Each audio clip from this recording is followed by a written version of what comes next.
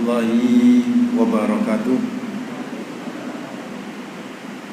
Alhamdulillah, wassalatu wassalamu ala asrafil anbiya'i wal mursalin nabiyina Muhammadin wa ala alihi wa sahbihi wa man tabi'ahum bi ihsanin ila yaumiddin. Amma ba'd, fa inna asdaqal hadits kitabullah wa khairal hadi hadi Muhammadin sallallahu alaihi wasallam wa syarrul umuri muhdatsatuha wa kullu bid'atin dhalalah wa kullu dhalalatin finnar.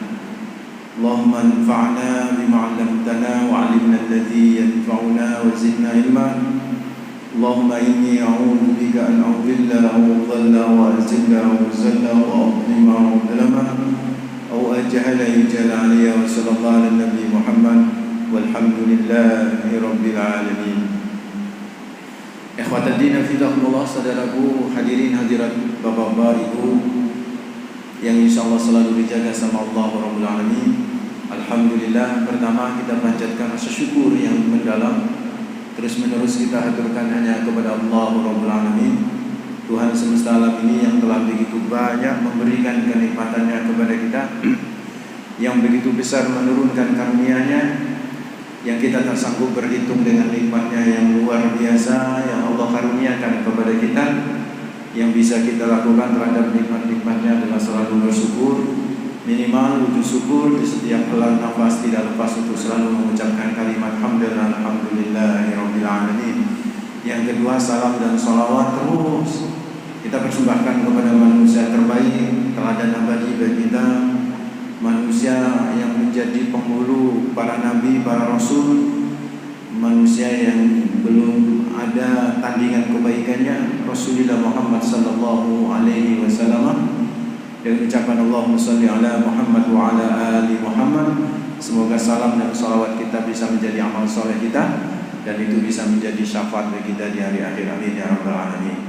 Ikhwatal din fillah, ini bulan Agustus, sebentar lagi kita memperingati kemerdekaan Dirgahayu Republik Indonesia yang ke-77 tahun, Pak. Sebagai refleksi 17 Agustus ini, sebagai refleksi kemerdekaan, saya ingin mencoba menampilkan satu spirit motivasi yang saya ambil dari surat Saba ayat 13.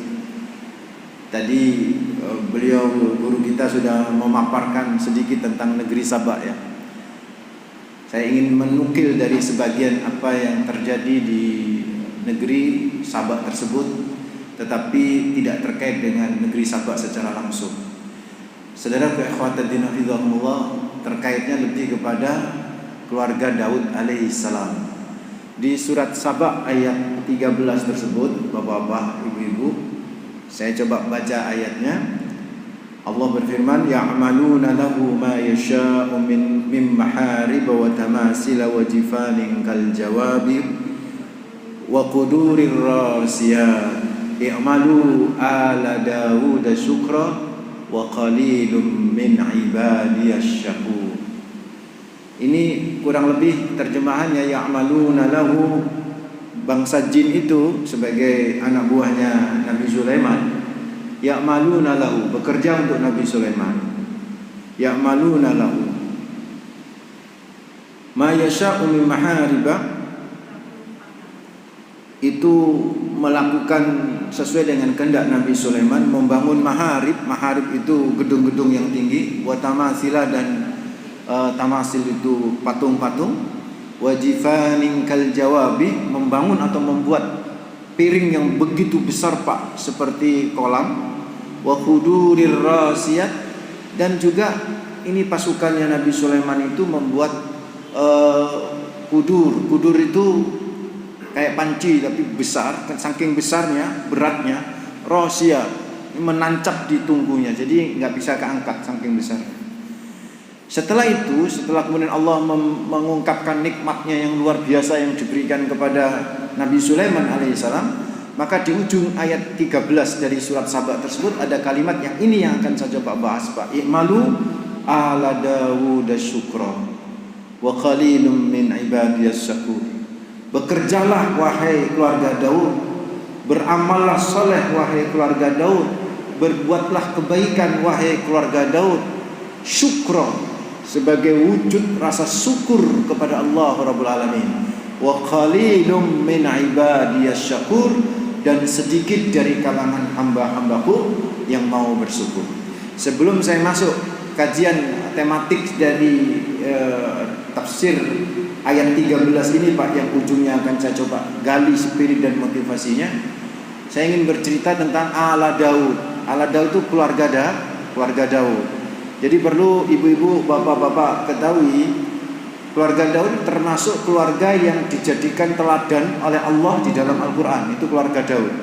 Keluarga Daud itu keteladannya dari aspek kesyukuran Pak, yang luar biasa. Kenapa demikian? Karena Daud alaihissalam ini kalau melihat dari sisi nasab, dia jalurnya jalur Yahuda. Jadi Yakub itu punya anak 12. Dia punya 2 istri Pak, Yakub ini. Ada Rahel dan ada Laya. Rahel ini punya budak, nanti budaknya Rahel ini juga dinikahi oleh Yakub alaihissalam.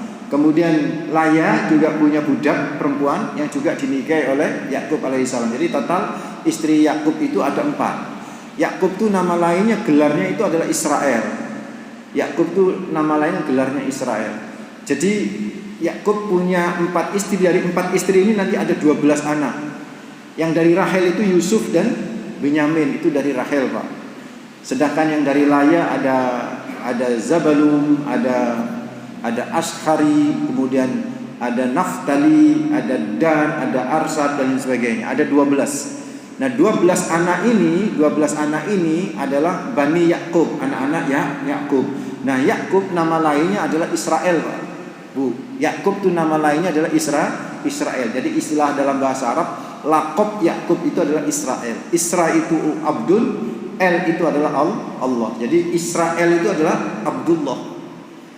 Yahuda, jadi sebentar, Israel itu adalah Yakub ya. Jadi karena itu nama lain daripada Yakub. Itu artinya adalah Abdullah, hamba Allah Rabbul Alamin. Bani Yakub, anak-anak Yakub atau Bani Israel. Jadi yang disebut dengan Bani Israel itu adalah anak-anak Yakub yang 12 itu Pak. Di antara anak-anak Yakub yang 12 itu ada Yahuda.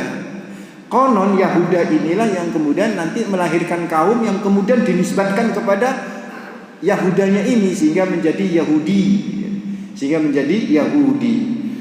Dari sini bisa dipahamin bahwa tidak semua Bani Israel itu Yahudi Pak.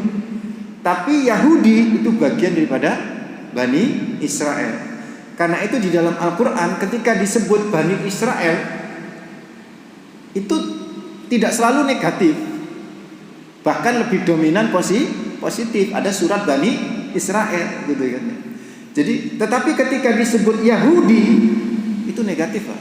Sampai cek ya di dalam Al-Quran, setiap ada kata-kata Yahudi atau Al-Quran menyebut redaksi Yahudi itu mesti negatif.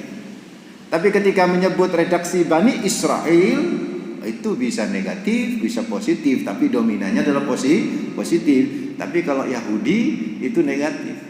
Yahudi itu bagian daripada Bani Israel. Bani Israel itu lebih umum daripada Yahudi. Tidak semua Bani Israel Yahudi, tapi tidak semua Yahudi adalah Bani Israel. Jadi Yahudi itu satu kaum dari kalangan Bani Israel yang sering murtad dan sering durhaka kepada para nabi-nabinya dan sering membuli para nabinya. Itu ya Yahudi ini Pak. Nah ternyata Nabi Daud alaihissalam itu jalurnya dari Yahuda ini. Jalur dari Yahuda. Nabi Musa, setelah Nabi Musa mangkat wafat, diganti oleh Yusha bin Nun. Yusha bin Nun ini nabi juga Pak, tapi tidak tercatat di dalam Al-Quran. Yusha bin Nun. Setelah Yusha bin Nun meninggal dunia, ada nabi lain namanya Samuel. Nah Nabi Samuel ini tidak disebut di dalam Al-Quran, tetapi sosoknya disebut Pak. Nanti dicek di surat Al-Baqarah ayat 247 ya.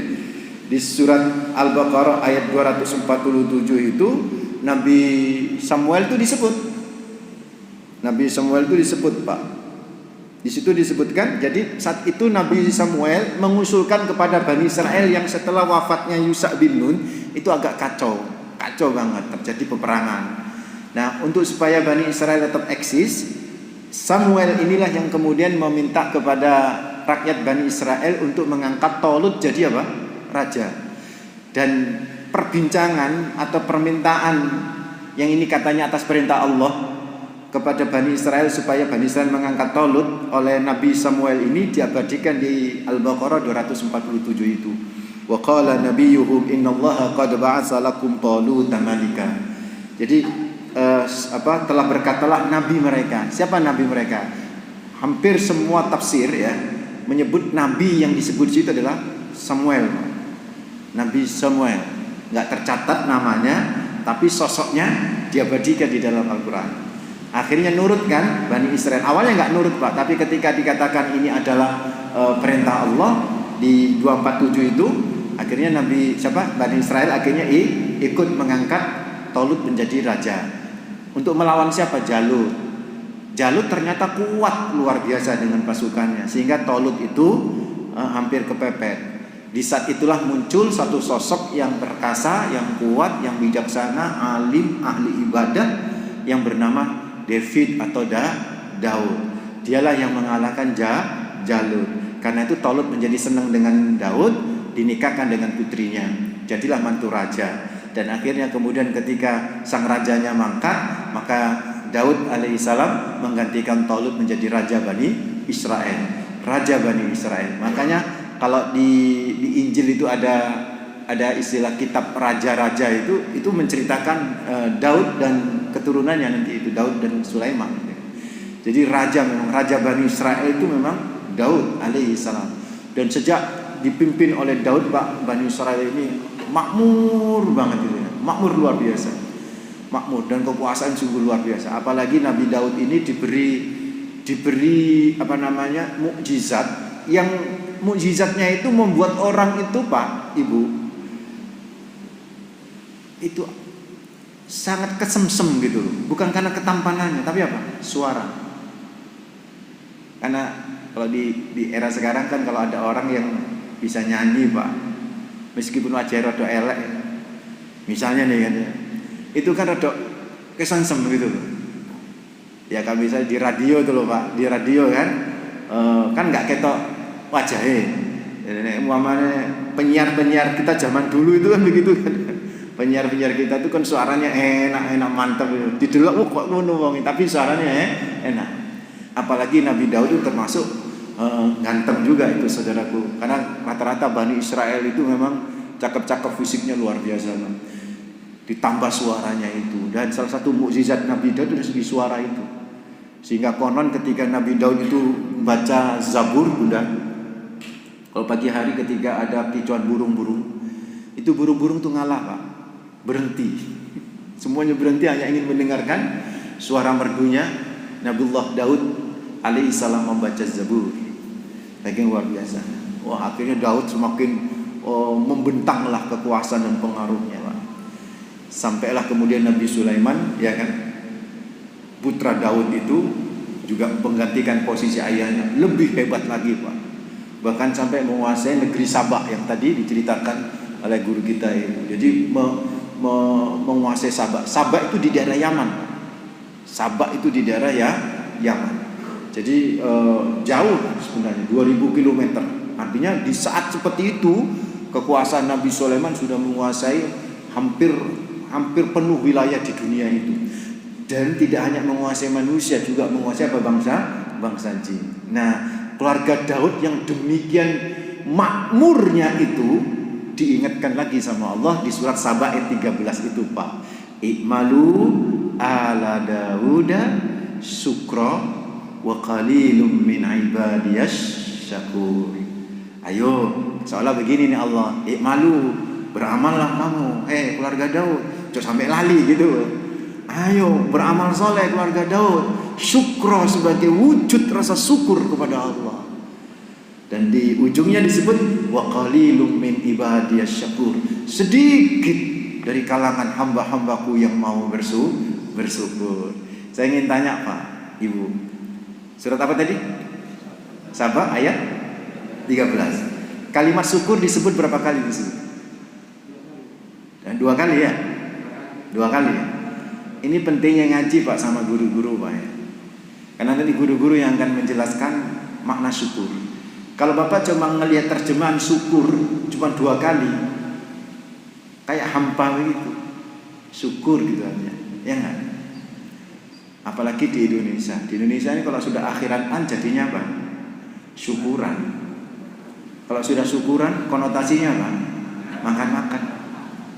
Ya Mas, ini akhiran an konotasinya adalah makan-makan, syukuran. Padahal Pak, jadi syukur itu artinya sama kan? Terima kasih ya. Diulang 2 kali sama Allah kan di situ. Terima kasih ya enggak ya? Tapi redaksi yang digunakan oleh Al-Quran berbeda. Artinya sama tapi redaksi yang digunakan oleh Al-Quran berbeda. Syukur yang pertama Al-Quran menggunakan redaksi apa? Syukron. Kenapa? Syukron.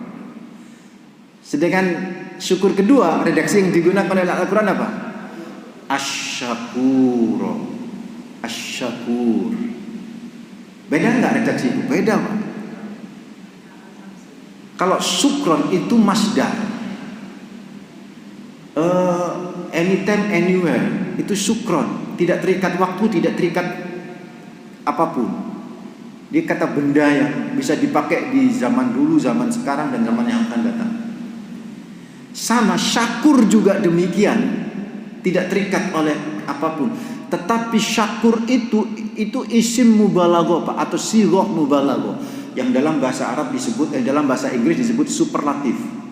Jadi amat sangat bersyukur. Syakur itu sempurna kebersyukuran. Kalau syukron itu biasa Pak kesyukuran. Di tengah-tengah antara syukron sama syakur itu ada syakir. Kenapa? Syakir isim fa'il. Dari sinilah kemudian level syukur itu Pak Ibu ada 3. Pertama apa? Standar. Standar itu apa? Syukron. Itu standar. Syukron. Nanti saya jelasin. Yang kedua apa? Lebih tinggi lagi. Syakir. Syakir itu orang yang selalu bersyukur. Syakir. Meskipun belum sempurna selalu bersyukur. Sedangkan yang syukurnya sempurna, syakur. Beda redaksi, oke? Mari kita coba. Apa yang dimaksud syukur standar atau syukron? Bapak kalau dikasih sesuatu ngomongnya apa biasanya? Bahasa Arabnya syukron. Syukron. Itu standar Pak, gitu loh. Artinya ketika kita dapat niat Bunda, dapat nikmat gitu kan. Kita dapat nikmat gitu. Ya langsung apa? Terima kasih, alhamdulillah gitu. Itu standar. Loh nek di bawah standar apa namanya Ustaz? Kufur. Apa yang di bawah standar? Misal ibu-ibu dikasih sama bapak, Ma, ini ada uang hari ini, Ma. Lu sakmono. Nah, itu jenenge kufron. Itu di bawah standar. Hati-hati. Bun. Lo, aja ngomong ngono. Lo iku wis kufur itu. Lo itu wis kufur. Minimal standar tuh berapapun yang dapat, terima kasih Mas, alhamdulillah. Itu syukran. Lebih tinggi lagi apa? Syakir. Kenapa bisa lebih tinggi? Karena syakir isim fa'il, pelaku. Artinya kelakuan dia selalu apa? Syukur kepada Allah. Bu, misal dikasih uang 100.000, ngomong apa? Alhamdulillah. Nek dikasih 1 juta, Bapak.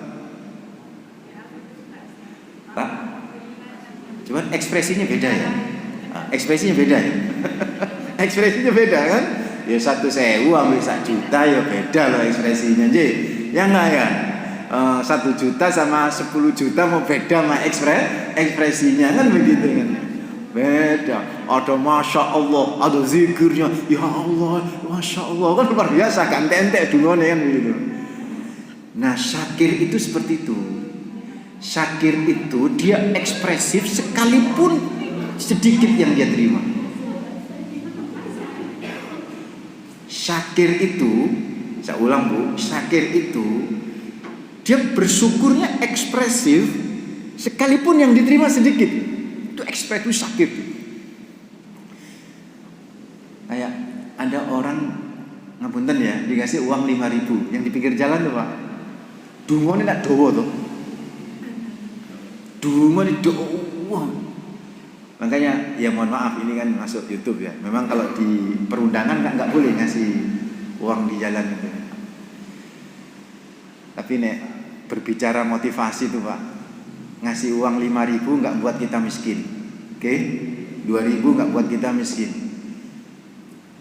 juga nggak buat dia kaya Pak, tapi membuat dia seneng saat itu luar biasa. Dungone ku lho yang mantep Pak, pakai bahasa Jawa, dungo, mugi-mugi Pak dikasih sehat, anak soleh, nikmat tuh. Nek aku lho seneng nek ngono iku seneng. Dikek donga ngono seneng saat itu. Karena doa orang-orang kayak begitu tuh Pak, kita enggak tahu itu justru lebih tembus kepada Allah daripada doanya kita kan begitu. Soal dia enggak sholat loh. Jangan ngurusin kita yang enggak tahu loh. Ya mohon maaf kan ada mubalek di YouTube itu menyatakan apa yang kita ngasih orang itu enggak sholat. Kita ngomong gitu aja sudah dosa. Itu ngomong gitu aja udah dosa.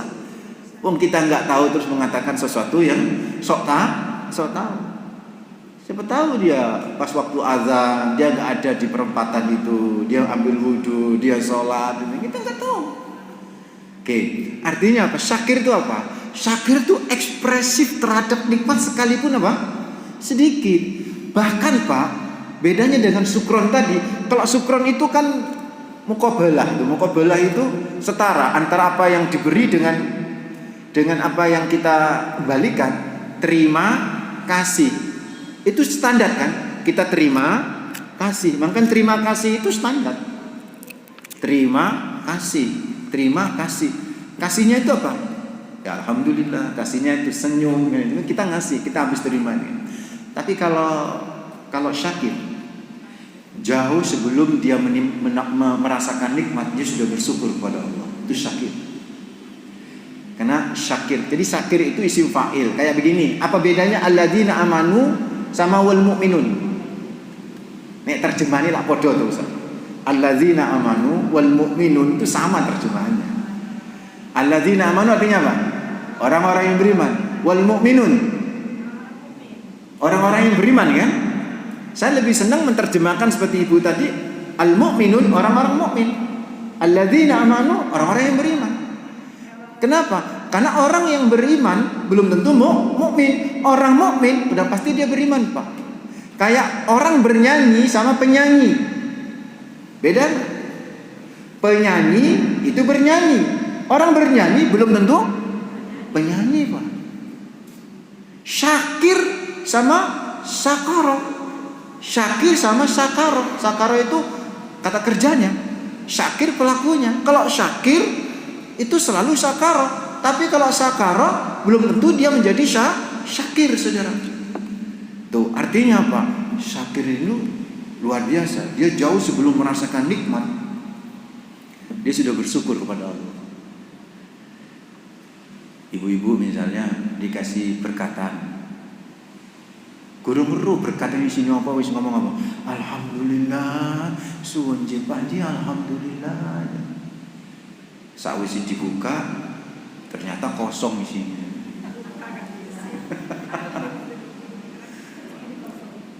Ibu-ibu dikasih amplop sama bapak, "Ma ini mah, alhamdulillah apa ma iku listrik bayar." Itu urusan nanti. Yang penting apa? Alhamdulillah jauh sebelum merasakan nikmat. Itu luar biasa. Itu namanya apa? Syakir. Lebih tinggi lagi apa Bunda? Lebih tinggi lagi. Lebih tinggi lagi itu adalah syakur. Kalau syakur gimana? Kalau syakur itu dia bersyukur kepada Allah tidak hanya di saat dia mendapatkan nikmat. saat dia mendapatkan nikmah sekalipun, tahu nikmah? Nikmah itu bala, musibah, dia pun bersyukur. Bisa nggak kita? Beratnya.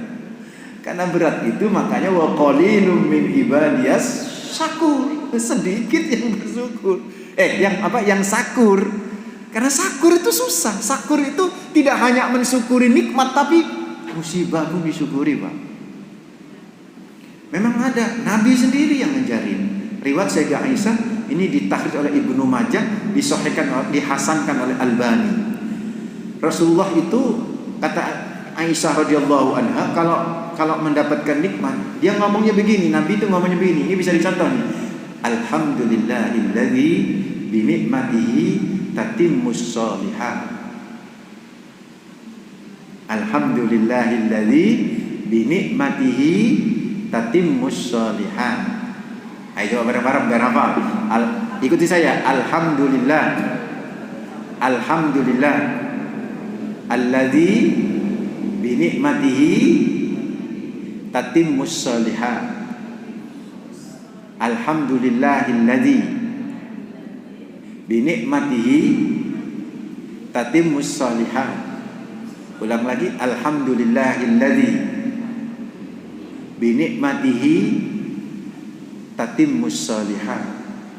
Segala puji bagi Allah yang dengan nikmatnya jadi sempurna yang lain. Jadi sempurna shalihat yang lain, Pak. Jadi kalau kita dapat nikmat, kepingin nanti yang lain juga yang lain bisa jadi nikmat untuk kita, Pak. Ngomong gitu aja. Artinya nikmatnya tambah banyak gitu. Alhamdulillahilladzi bi ni'matihi tatimmus shalihat gitu kan. Tapi kalau bapak-bapak, ibu-ibu, kata Sayyidah Aisyah radhiyallahu anha, ketika Nabi Muhammad itu mendapatkan musibah atau mendapatkan sesuatu yang enggak nyaman, Nabi Muhammad juga ngomong apa? Alhamdulillah ala kulli hal.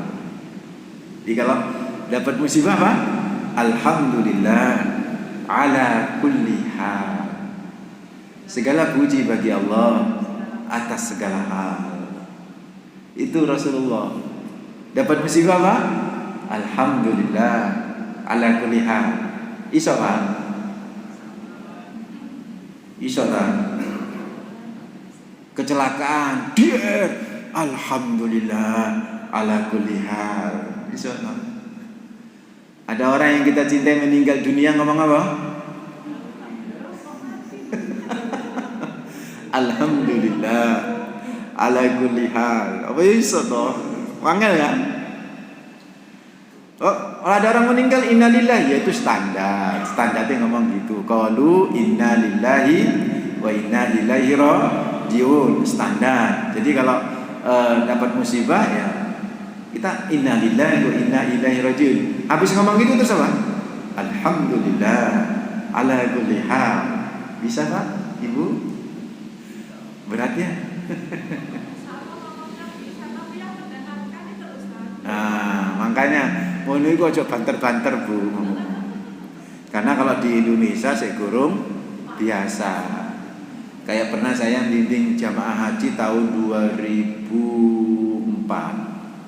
Bimbing jamaah haji tahun 2004. Saat itu Bunda, Pak, saya ngebimbing 2 kiai juga. Jadi kiai ini ikut KBH kita. Jadi kan mau nggak mau saya ngebimbing mereka gitu kan. Padahal saya junior gitu, mereka senior ilmunya. Di antara 2 kiai ini ada kiai yang pintar ceramah, Pak. Jadi ada kiai pintar ceramah kok enak.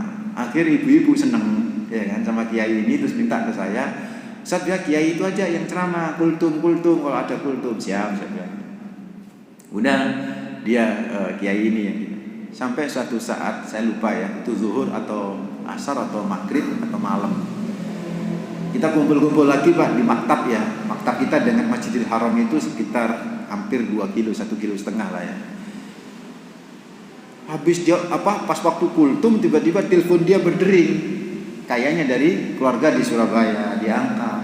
Terus ternyata ada omongan innalillahi wa inna ilaihi rajiun. Kan forum kaget ya, oh berarti ada yang meninggal. Saya kan ada di sampingnya. Selesai acara, selesai dia telepon, saya tanya, Yai, siapa yang meninggal? Istri saya, Ustadz, ibu-ibu meninggal dunia, tolong doain ya. Alhamdulillah, saya bisa nikah lagi. Gitu. Wah, ibu-ibu Pak, langsung Pak, majib ngono. Langsung ngomong ke saya, Ustadz, mulai besok kiai ini nggak boleh ngisi sama kita. Gitu. Waduh, sampai di bis itu sampai kiai ini kepingin ngisi Pak di bis itu Pak. Orang-orang tuh langsung ngecas, kamu usah itu. Jadi ya Allah, ya itulah akhirnya saya bilang, kadang-kadang sesuatu kalimat yang mungkin itu baik, tapi kan belum lumrah, ya kan? Saya kira anak uang kepaten terus ambil buyang-buyung ngomong Alhamdulillah, Alhamdulillah. Oh, ditangkap polisi Pak. Dia kan berarti ada sesuatu itu kan ya. Apalagi kalau yang meninggal dunia itu meninggalkan harta yang berlimpah gitu kan. Terus ngomong Alhamdulillah buyang-buyung, dicurigai.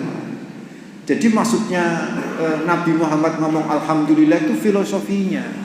Filosofinya itu apa? Di hati itu kita benar-benar meyakini bahwa di balik musibah ini pasti ada apa? Sesuatu yang baik. Dan itu kita syukuri sekalipun belum nampak dalam kehidupan kita. Nggak nampak di dunia Pak, insya Allah nampak di akhirat. Gitu. So kembali di surat Saba ayat 13, karena redaksi yang berbeda ini sehingga level syukur ada berapa tadi? 3. Syukron standar, syakir medium, terus syakuro sempurna excellent. Pantes Al-Quran berkata wa qalilum min ibadiyas syakur. Bayangkan kalau Al-Quran berkata wa qalilum min ibadiyas syakir. Wah, kalau sampai Al-Quran berkata sedikit hambaku yang bersyukur standar Pak, berarti banyak orang gak bersyukur, banyak orang kufur ya. Al-Quran bilangnya apa? Wa qalilum min ibadiyas syakur. Sedikit dari kalangan hamba-hambaku yang syukurnya sempurna, sedikit. Berarti yang syukur standar apa? Banyak Pak, alhamdulillah. Kalau syukur standar banyak berarti kan nggak ada yang kufur Pak. Artinya yang kufur sedikit, yang kufur nikmat sedikit. Begitu. Karena itulah saudaraku ikhwatatina fillah, ayo bapak-bapak, ibu-ibu, kita mencoba meraih pribadi yang bersyukur supaya negeri ini menjadi makmur, kan begitu kan? Pribadi yang bersyukur supaya menjadi negeri ini baldatun thayyibatun wa rabbun ghafur. Di ayat ke-15 dari surat Saba itu bapak-bapak bisa dicek kan, di ayat ke-15 itu kan tadi sudah diceritakan sama sebagian sama guru kita, yaitu di ayat ke-15 disebutkan di situ kulu min rizqihi washkuru lahu. Laqad kana li sab'in fi maskanihim ayah jannatani yamini wa shimal kulu min rizqi rabbikum washkuru lahu baldatun thayyibatun wa rabbun ghafur. Jadi sama Allah Rabbul Alamin disebutkan, ayo makan rezeki Tuhanmu, Tuhan kalian. Terus ada kalimat berkait dengan Saba 13 tadi, Saba 15, washkuru lahu, bersyukurlah kalian kepada Allah, maka akan muncul baldatun thayyibatun wa rabbun ghafur. Seolah Allah ingin ngasih tahu Pak, kesyukuran itulah yang menjadi dasar kemakmuran sebuah negeri, saudara. Siapa yang bersyukur di negeri itu, maka makmurlah negeri itu. Sabak itu termasuk kaum yang tidak bersyukur masa itu Pak, sehingga dihancurkan bersama Allah Rabbul Alamin. Bersyukurlah apa yang telah kita miliki, yaitu kemerdekaan yang sudah 77 tahun itu.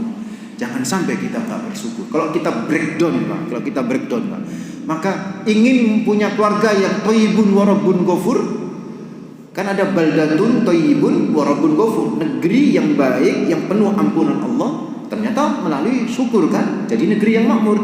Maka kalau kita breakdown, kalau kita kepingin ada masyarakat yang masyarakat itu thayyibun wa rabbun ghafur, masyarakat yang baik, thayyib dan penuh ampunan sama, jadilah masyarakat yang bersyukur. Di breakdown lagi lebih bawah lagi keluarga. Kalau kepingin menjadi keluarga yang thayyibun wa rabbun ghafur Pak, bukan hanya samawa, Tapi thayyibun wa rabbun ghafur, maka banyak-banyaklah keluarga itu, anggota keluarga itu bersyukur, terutama istri sama suami, bapak sama ibu. Itu kalau sudah bersyukur, insya Allah anak-anak akan ikut bersyukur, dan itu akan memakmurkan sebuah keluarga. Pertanyaannya, gimana caranya supaya kita menjadi orang yang bersyukur, Ustaz? Ada 3 Pak cara kita menjadi orang yang bersyukur. Pertama, iktirafan. Apa pertama? Iktirafan. Yang kedua, tahaddusan. Yang pertama, iktirafan, bisa jelasin. Yang kedua apa? Tahaddusan. Yang ketiga apa? Tashrifan fi mardatillah. Yang ketiga, tashrifan fi mardatillah. Mari kita coba bahas gimana cara kita bersyukur. Yang pertama tadi apa? Yang pertama apa? Yang ketiga tadi tashrifan fi mardatillah. Yang ketiga tashrifan fi mardatillah. Yang kedua apa? Tahaddusan. Yang ketiga yang pertama iktirafan. Mari kita coba bahas yang pertama apa? Iktirafan. Apa iktirafan itu? Mengakui. Ayo Bu, Pak, akui nikmat itu dari siapa? Allah. Itu harus ngakui. Itu dimulai dari hati kita ngakui. Loh jeng, omamu kok apik jeng? Alhamdulillah, ada min fadli Rabbi. Ini karunia Allah, ini rahmat Allah. Loh jeng, suamimu kok bisa naik pangkat itu lebih cepat? Ini rahmat Allah. Kalau nggak rahmat Allah nggak bakalan gitu. Begitu tuh bahasa kaman iktirafan. Ojo buaya ngono. Cek tasmu kok apik? Kitu nang TP larang ngono iki. Metu Gusti itu. Mestinya kan alhamdulillah, rahmat Allah, rezeki dari Allah. Begitu tuh. Jadi kita harus iktirafan. Niru siapa? Nabi Sulaiman alaihissalam. Nabi Sulaiman itu Pak, ketika mau memindah Arsy itu apa? Singgasana itu Ratu Bilqis yang ada di Yaman. Itu Nabi Sulaiman itu ngomong sama pegawai-pegawainya itu, ya ayyuhal mala'u ayyukum ya'tini bi arsyiha qabla ya'tuni muslimin. Siapa di antara kalian yang bisa membawa singgasananya Bilqis ke sini sebelum dia datang ke sini? Itu jaraknya 2000 km loh Pak. 2000 km. Sing buaya ngangkat pertama kali siapa? Buaya. Ifrit minal jinni. Jin. Anak. Saya. Secepat apa kamu? Ana atika qabla an taquma min maqamik. Saya bisa membawa itu kecepatannya sebelum engkau berdiri dari tempat duduk. Ini saya duduk Pak ya. 1, 2 berdiri. Berarti 2 detik ya. 2 detik 2000 km. Itu kecepatan cahaya Pak. Sampai sekarang belum kan? Makanya si Ifrit jin ini ngomong gini, wa inni alaihi laqawiyyun amin. Di An-Naml ayat 39 sampai 40. Kata siapa? Kata Ifrit, wa inni alaihi laqawiyyun amin. Saya ini kuat, enggak ada yang bisa ngalahkan saya. Ternyata Nabi Sulaiman ngomong apa? Mintanya gimana? Bukan ngomong, mintanya gimana? Ada yang lebih cepat lagi? Ada yang lebih cepat? Siapa yang lebih cepat lagi? Kaget tuh yang namanya Ifrit. Masih ingin ada yang lebih cepat lagi. Padahal 2 detik itu udah kecepatan luar biasa ya. Masih ada cepat lagi. Nggak bisa Pak. Ini umpamanya kuis itu loh Pak. Kuis. Siapa yang bisa jawab ini? Nggak bisa jawab lagi Pak. Ketika sudah jawab, kamu kurang bagus jawabannya. Ada yang lebih bagus jawabannya. Nggak bisa jawab. Karena itu yang paling bagus menurut dia. Nah, si jin itu ternyata kayak begitu. Maka jin itu di bawah kita sesungguhnya Pak. Manusia itu lebih daripada jin. Buktinya yang ngangkat akhirnya setelah Nabi Islam minta lebih cepat siapa? Manusia. Siapa itu? Alladzi indahu ilmu minal kitab. Itu orang yang dekat dengan Alkitab. Maksudnya orang dekat dengan wahyu, dengan firman Allah. Kata Nabi SAW, kamu manusia Mau berapa cepat kamu? Bisa berapa cepat kamu? Ana atika bihi qabla ayyartadda ilaika tarfuk. Saya bisa bawa itu sebelum mata engkau berkejap wahai Bani. Langsung sudah ada. Falamma ra'ahu mustaqiran indahu, ketika Nabi Sulaiman melihat tiba-tiba sudah ada di depannya, ya kan ya. Dia belum bergerak, cuma bekerja sepersekian detik itu sudah ada. Ini pernyataan yang luar biasa, bukan wow, amazing, hebat banget kamu manusia, hebat, enggak ngomong gitu. Dia ngomongnya apa? Hadza min fadli rabbi liyabluwani aashkuru am akfur. Ini karunia Allah, ini ujian bagi aku, semakin bersyukur atau kufur. Ini karunia Allah. Itu kalimat yang indah, Pak. Ojo kayak Korun. Korun itu kekayaannya setara dengan Nabi Sulaiman loh, Pak, kekayaan Korun. Cuman yang dia nggak milikin kekuatan dan kekuasaan. Korun itu hanya punya kekayaan 3K, kekayaan. Korun cuma punya 1 tok kekayaan. Kekuasaan dia dompleng sama rezim Fir'aun, ya kan? Kekuatan dia dompleng rezim Fir'aun. Dia berkhianat dengan sepupunya Nabi Musa alaihissalam. Kalau Nabi Sulaiman punya 3K, Pak. Tiga-tiganya ini dimiliki oleh Nabi Sulaiman, kekayaan, kekuatan, dan kekuasaan. Nabi Sulaiman. Korun itu udah bangga luar biasa ketika ditanya oleh orang-orang, "Hei Korun, dari mana kau punya kekayaan?" Apa kata Korun dalam surat Al-Qasas 78 itu kan? Innama utituhu ala ilmin indi. Ini semua karena kepintaran saya. Begitu tuh Korun, buaya sombong. Makanya ditenggelamkan semua harta Korun itu kan, Pak ya, ke bumi, ditelan oleh bumi. Itulah wong Indonesia, ya kan? Merubah-merubah bahasa. Akhirnya harta yang ditemukan terpendam di bumi disebut harta karun, kan begitu, Pak. Jadi saudara ikhwatadinahidahullah, jangan seperti Karun. Dan yang luar biasa, founding father kita, Pak, bapak bangsa kita yang mendirikan Republik Indonesia ini, Pak, ternyata Masya Allah, di preambul Undang-Undang Dasar 45 meletakkan kalimat Sulaiman itu di preambul alinea ketiga, Pak, dalam bahasa Indonesia. Haza min fadli rabbi itu ada dalam preambul Undang-Undang Dasar 45 alinea ketiga. Apa? Atas berkat rahmat Allah yang Maha Kuasa dan dengan didorongkan oleh keinginan luhur supaya berkehidupan kebangsaan yang bebas, maka rakyat Indonesia dengan ini menyatakan kemerdekaannya. Jadi kemerdekaan Indonesia ini atas berkat rahmat Allah, atas berkat rahmat Allah. Bahasanya Nabi Sulaiman, hadza min fadli rabbi, ini karunia dan anugerah Allah yang Maha Kuasa. Bukan jasa pahlawan. Jasa pahlawan nomor 2, Pak. Itu di alinea kan nomor 2 kan? Atas berkat rahmat Allah yang Maha Kuasa nomor 1, Pak. Nomor 2, dan dengan didorongkan oleh keinginan luhur. Maksudnya atas jasa dorongan-dorongan leluhur-leluhur yang luhur, yaitu para jasa-jasa pahlawan. Begitu tuh. Ayo tirulah pendiri bangsa ini yang soleh-soleh ini kan ya. Dalam bersyukur itu mengedepankan iktirafan. Apa iktirafan tadi? Pengakuan bahwa semua nikmat datangnya dari siapa? Allah. Yang kedua apa Pak tadi? Tahaddusan. Tahaddusan itu ngomong.